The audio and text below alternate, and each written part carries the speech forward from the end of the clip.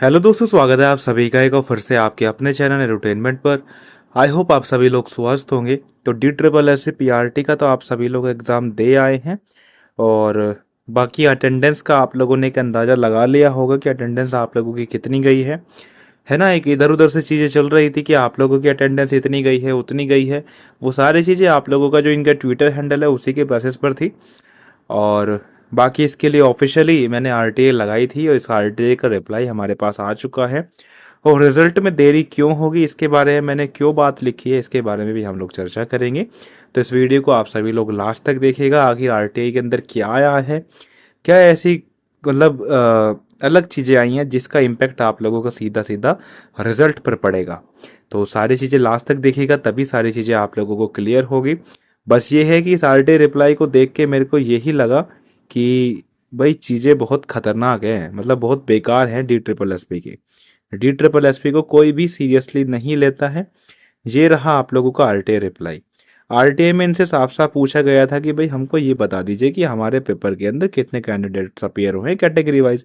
तो इनका जवाब हमारे पास आता है कि भाई the information has not been received from the exam conducting agency as and when received the same will be provided. तो इनका कहना है कि भाई हमारे पास अभी कितने बच्चों ने एग्ज़ाम दिया है, ये सारी चीज़ें एग्ज़ाम कंडक्टिंग जो हमारी एजेंसी है जो आप लोगों के एग्ज़ाम कंडक्ट कराया गया था, टीसीएस बेसिकली। टीसीएस के सेंटर पर आप लोगों का ये एग्ज़ाम कंडक्ट कराया गया था। टीसीएस का इंटरफेस था, टीसीएस के इंटरफेस के आंसर की थे, वो सारी चीज़ें हैं। हमें नहीं पता कि इसके अंदर और कौन इंक्लूडेड है, ठीक है, लेकिन जो प्रत्यक्ष है जो हमें दिख रहा था वो टीसीएस की सारी चीज़ें दिख रही थी। तो इनका कहना है कि भाई एग्ज़ाम कंडक्टिंग एजेंसी से हमारे पास अभी कोई भी डाटा नहीं आया है और जैसे ही कोई हमारे पास डेटा आएगा तो आप लोगों को प्रोवाइड कर दिया जाएगा। अब ये आरटीआई 20 अप्रैल को लगाई गई थी। इसका जो स्टेटस अपडेट हुआ है वो 1 मई को हुआ है। आप लोगों का लास्ट एग्ज़ाम था 10 अप्रैल को। अब 10 अप्रैल से 1 मई सीधा सीधा मान लीजिए 20 दिन तो आप लोगों के ये हो गए। अब 20 दिन से डी ट्रिपल एस पी को यही नहीं पता है कि उसके पेपर के अंदर कितने बच्चे अपीयर हुए थे, ठीक है। अब कितनी चीज़ें होनी बाकी हैं, देखो आप खुद ही देखो। आप लोगों को आंसर की दिखाई दिखाई, कैंडिडेट रेस्पॉन्स नहीं दिखाया, क्यों? इनके पास खुद डेटा नहीं है ना।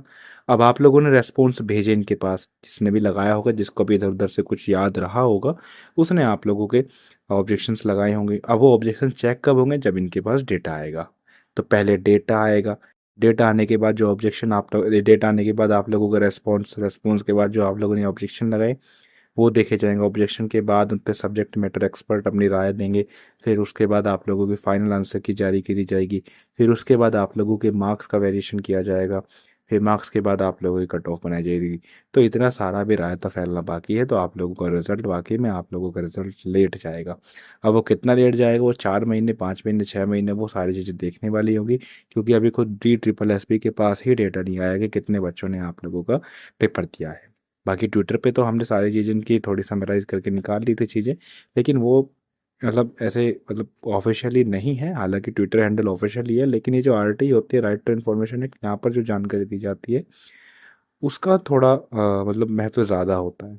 अब यहाँ पर बात करें तो ऑफिशियली इनके पास कुछ भी अभी जानकारी नहीं है। तो बस यही था इस वीडियो में। तो आई होप वीडियो आप लोगों को पसंद आई होगी, तो उसको शेयर कर दीजिएगा। बाकी चैनल पर नहीं तो सब्सक्राइब करके जाइएगा। बाकी टेलीग्राम चैनल आप लोगों के लिए है ही है, डिस्क्रिप्शन के अंदर लिंक है, तो वहाँ पर उसको ज्वाइन कर लीजिएगा। तो चलिए फिलहाल के लिए इतना ही। धन्यवाद।